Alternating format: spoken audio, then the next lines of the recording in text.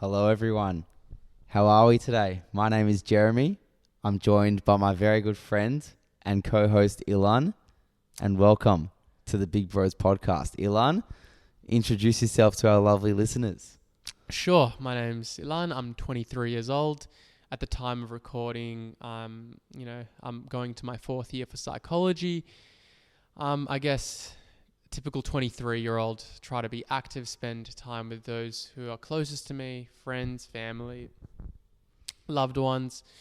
But yeah, and obviously through these podcast episodes, I'm sure everyone will learn bits and bobs about myself. Jeremy, what about yourself? Yeah, again, another typical 22, 23-year-old bloke in Melbourne, just enjoying all the things that, come simply to our lifestyles, I think. So just, being active, being around our mates. You can find us around, beaches, parks, out in nature, just soaking up all them good vibes. That's what we're about. I like to be in the kitchen a little bit too, cook a few pancakes, make a few eggs, take the dog for a little spin. And that's a little bit about me. Ilan, why on earth are we doing such a thing? Why are we jumping out into the big wide world and getting behind a microphone, us plebs? Why are we doing this? Well, I think it started about a year ago. I think one of the main reasons you and I became such good friends is because we've always loved having deep, insightful discussions and mainly perspective sharing. We love listening to different people share their perspectives about their experiences. Would you say that's how kind of you and I became close friends? For sure. Through that process? Yeah, for sure. I think you're naturally gonna grow close to people and connect deeply to people just through showing a little bit of insight, being a little bit vulnerable at times.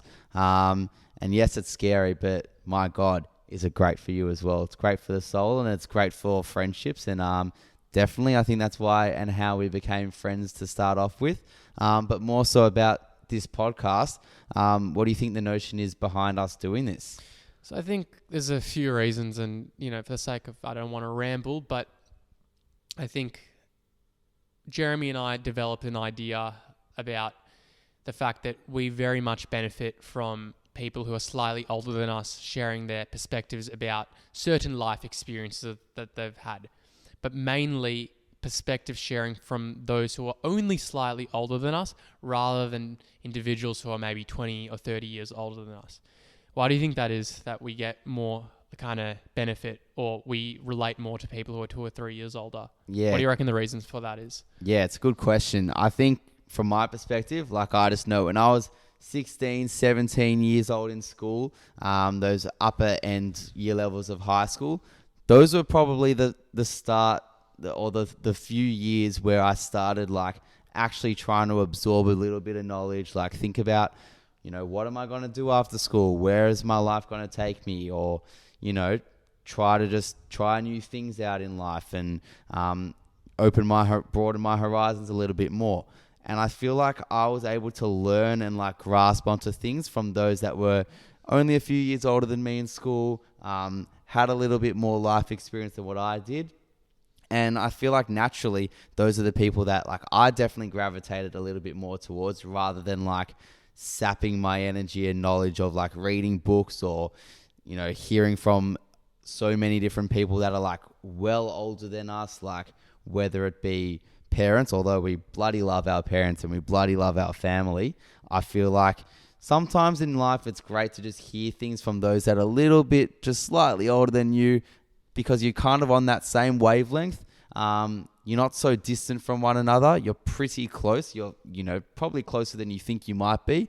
But, they still are within, arm's reach, but probably still have those couple of steps ahead on you on that mountain. Rather than being at the top of the mountain, there are a few more steps on that journey. So I guess that's why, for me, I wanted to do something like this. And yeah, would you tend to agree with that? 100%. I think everyone's got their own personal influences. I can speak very fondly of my older brother, who's only a few years older than me, but he's always kind of provided me, whether it's advice or some form of perspective sharing.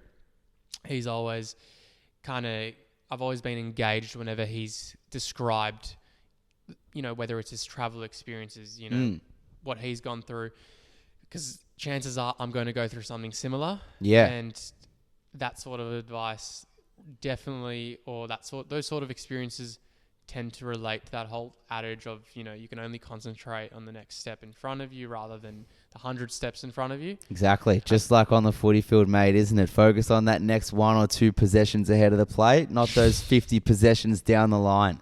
Yeah, sure. I'm a hockey player though, so. Hockey player. Yeah, for sure. There we go. Different breed. Different breed. But look, it's true. Everyone's got their own different reasons. I think as humans, though, we always kind of naturally gravitate, especially in our formative years. And when I say formative years, I mean those years where you're going to be the most influenced, which is late adolescence, early adulthood. And it's very kind of good to know what lies ahead. And that could be as simple as, deciding whether you're going to take a gap year after school, to study, to do a trade. And that can, those are the sort of decisions that you will come to make and that everyone tends to make. And obviously everyone's situation is different, but yeah. And these are all the things that we look forward to discussing, isn't that right? Like, I guess just our perspectives on university, our perspective on relationships, friendships, just life in general, why humans do things the way they do, why they don't do things the way they maybe should do, and just all these zesty, fun and philosophical topics and juicy topics. Correct. Because we'll get juicy. to that as well. You mentioned the wide range of podcast kind of topics. We're not going to be quite restrictive what we speak about. That's the whole thing about being big bros, is no conversation is off limits. And whilst we might talk about anecdotal experiences, about what's happened to us, what's happened to our friends as means of sharing, we'll also love to bring other people on who, whether they're experts or not experts, to share their experiences, what were their most influential periods in their life.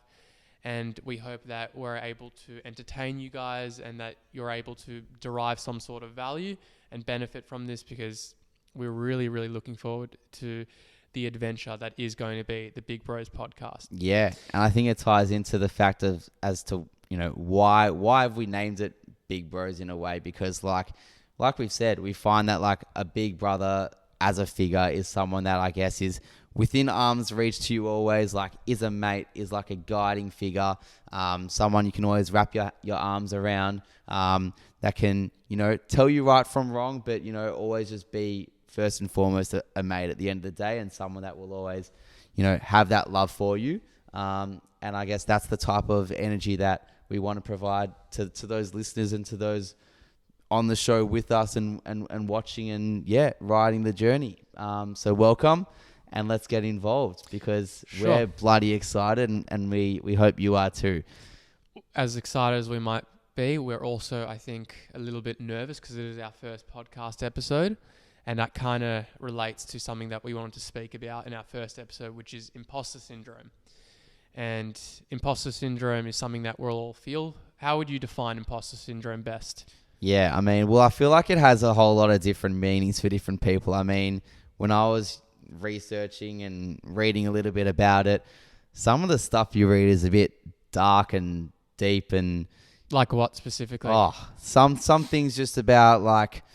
the inability to fully internalize your own accomplishments and achievements, which, for some people that might be the case, or the notion of like feeling a bit fraudulent and not worthy almost. But for me, I would say I've kind of taken a different spin on it. I think per se, for me personally, I felt like my version of imposter syndrome is like, why me? Like, why is it me that should be doing this? Why should I start a podcast at the end of the day? Why should I work that job? Why should I try to ask that girl out? Why should I be friends with this person? Why should I do whatever it might be? I feel like the why aspect is kind of my take on it, but not necessarily for a bad reason. I think it can be quite a good thing in a way. It can be quite encouraging. It can be quite thrilling, give you a sense of urgency to do something. But But nevertheless, it's innate. And I do feel a bit of sense of imposter syndrome. Would you kind of feel like you feel a little bit the same way, or do you have a different spin on imposter syndrome? Somewhat similar to what you've mentioned. I do think it's innate. I think it's going to be a natural feeling whenever you do pursue something that's new and that you have limited experience in. You're going to have that little voice inside of your head telling you, what are you doing? You are going to get found out. You're a fraud.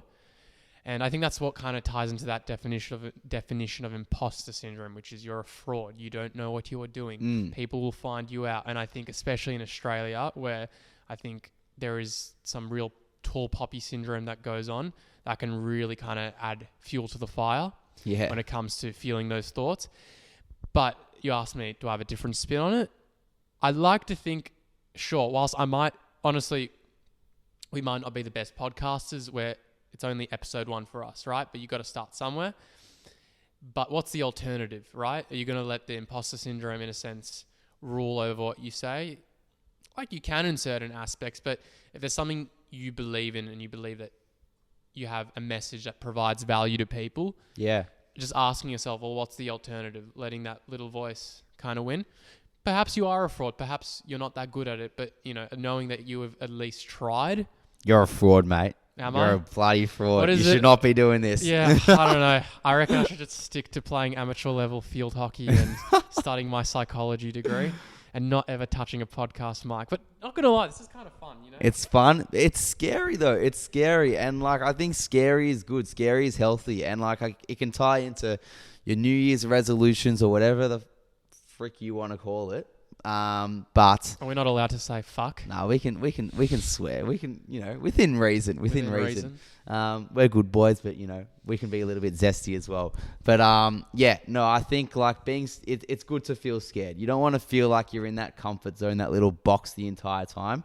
So I feel like that's why the sense of imposter syndrome that we both get is healthy. It's encouraging. It's telling us, you know what, go for it.